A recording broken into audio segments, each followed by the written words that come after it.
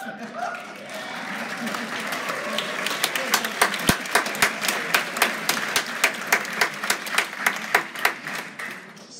I gotta just start off. Where have you been?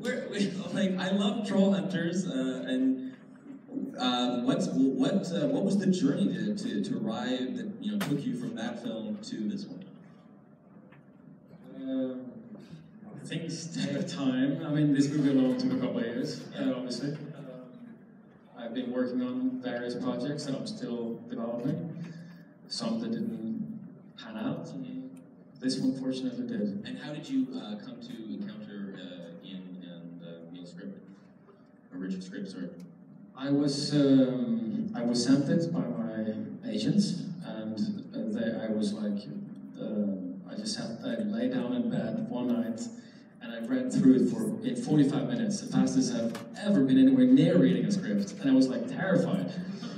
I was like, I have to do this movie, and I called the producers and pitched my way of making it, and fortunately they liked it. So, but it was like the most awesome read. It was so scary. And to the writers, where did this idea come from? Because I think it's a great premise to sort of contain a story to a single location, and specifically have a mystery play out across a human body. I think that's a really neat idea. Oh, it was autobiographical. It was a really dark night Richard and I had together. Painful for me. No, but I mean that was kind of what inspired us too. Is we love the idea of doing something really contained, limiting ourselves to one location. We always knew sort of the core idea was we wanted to center a story around an autopsy, and then as we started to research autopsies more, just this idea of the deeper you cut, the more you find out, and we wanted that to apply emotionally to the father-son story as well. And being just lovers of the genre, you always see scenes set in the morgue, scenes with the coroner, but it's always just a scene. And so we were like, there's something there that's fun that we can explore, and it just seemed like kind of perfect setup. In terms of research, did you guys get to observe an actual autopsy? Also, André, did you as well? Unfortunately, I didn't. I tried a couple times, but it was really tricky to get in. Very sensitive in Europe. I think it's easier in America. Go for it. We didn't see an actual autopsy in person, but we did go to the LA County morgue. Thanks to our awesome producers, got us a tour with Craig Harvey, the head coroner.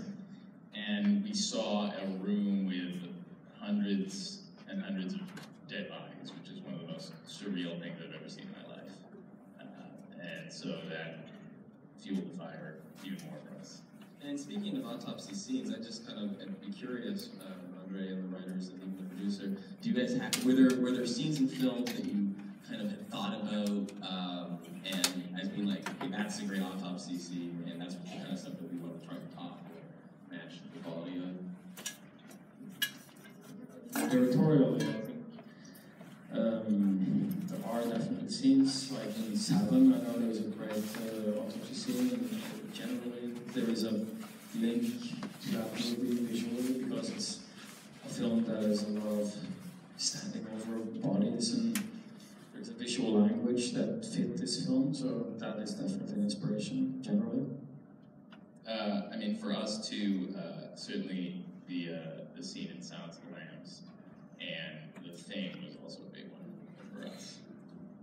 References. André, can you tell us about the Jane Doe herself? How that effect was achieved, both as a combination, a combination of an actress and prosthetic? Yeah, most of the time it's the actress, Alwyn Kelly, and some in a lot of the shots, obviously when we're really tearing her apart, it's obviously prosthetics. But it's a combination of sometimes layering her on top of the prosthetics again in post-production. It's like every conceivable way of working with this has been used in the film. there's an extensive amount of special effects work. Multiple sort of variations of the cadaver, or were you working from one sort of? I just know that sometimes when you make movies, you can only afford like one thing, and if it goes up in flames. It's true. For the flame sequence, we actually burnt a black doll, and then we layered the prosthetic version, and then layered her on top of that again, post-production, and then layered more flames on top of that again. Okay. So it took like months, literally, on our budget level. Wow. All right, do we have questions from the audience? Right there. I just wanted to ask about the soundtrack and specifically that Let the Sunshine In. The questions about the soundtrack. Was that a song from the script? When did that song enter the... I'll speak to that a little bit because my producing partner, Eric Garcia, who also wrote Matchstick Men, is an accomplished writer in his own right. He's a twisted fucker, and we needed a song. Ian and Richard knew there was a song that had to come on the radio. We couldn't find which one, and he immediately, within 10 seconds, sent us an MP3, and that was the song. But it was with like the Chipmunks singing it, so it was like 10 octaves higher and a little bit faster, and it was in the script and it never changed. And then we shot it and set it to that, and then we had to go get the rights to it. And luckily, we conned them into it about after a year of persuading. But yeah, it's all Eric Garcia. Other questions? Yes, right there. Yeah, to the writers, why the decision to divide protagonists and contribution and set making of making along all the other characters? Why? The question was about why our heroes aren't able to achieve any retribution and thus become victims in the cycle of Jane Doe. They tried. I mean, even though they didn't survive, they died valiantly.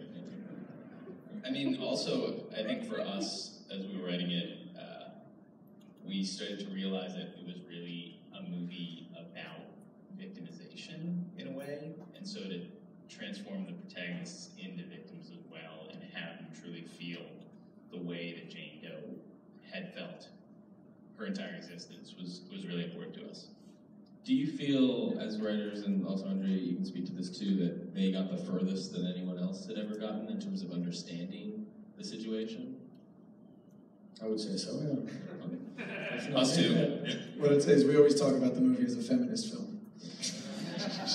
The antagonist becomes the protagonist in a way. Do we have other questions from the audience? Yes, right back there. I got the impression from the credits that you shot in the UK. Did you shoot in the UK, and why did you decide to do that? Did you guys shoot in the UK? We did shoot in the UK because it's the furthest place from the financier, so there's less creative notes. It's a handy film. Just kidding, partially. It's just a great place to shoot, and Romania seemed like less of a fun place to hang out for a few months.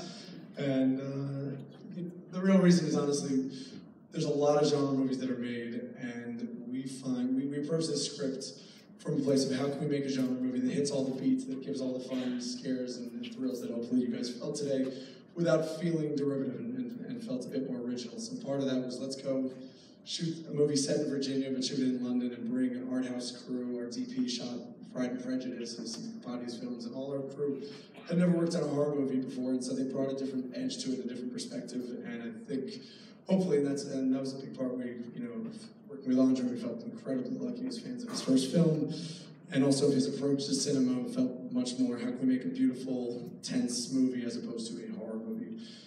And we hoped that then it would be scary and effective. And so London was kind of a weird part of that philosophy, and hopefully it paid off. There's a question right there. Is there something that Brian wouldn't do? Was there? The question was there anything that you asked of Brian Cox that he said, "No, I'm not going to do that"? Yeah, actually there was, but I don't Turn off your phone. There was a moment that he refused to do. No, he loved the character, and he protected the character through the whole process. Also against suggestions that he felt was out of character. So it was actually really a great thing the whole way to have actors who really believe in who they are as humans in the film. And how did Brian and Emil come to be involved in the film? we asked them and they loved the script, and we were just lucky. Yes, right there. So with the whole sort of witchcraft pentagram, did you do any real research into flowers and witchcraft?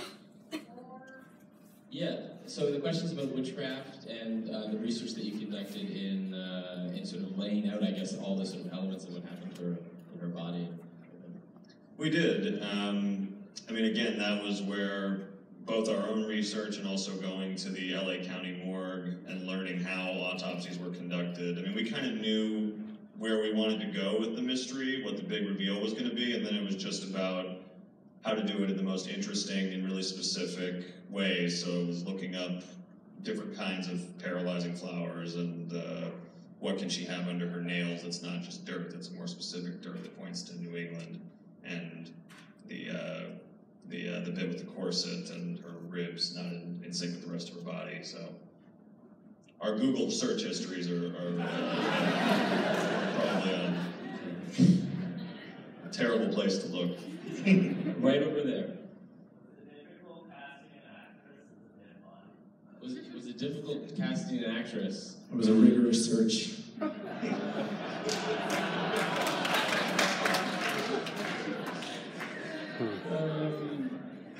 Well, yeah, I mean, she has to portray a lot of things without actually doing anything. She has to be kind of scary. You have to feel for her. She has to be ethereal in some way. There are so many requirements without actually without her being able to perform anything.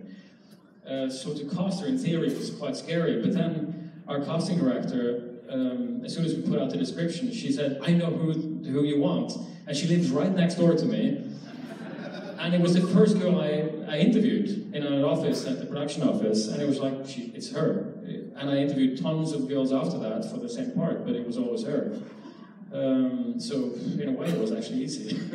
Yeah, there's all these really sort of subtle facial expressions that she makes throughout the film. I'm just wondering, in terms of directing them, what was that process like, in terms of arriving at, like, that's the expression I want? It's so many details. We had like whole days where we were just shooting her face for different scenes and from different angles, and for hours and hours.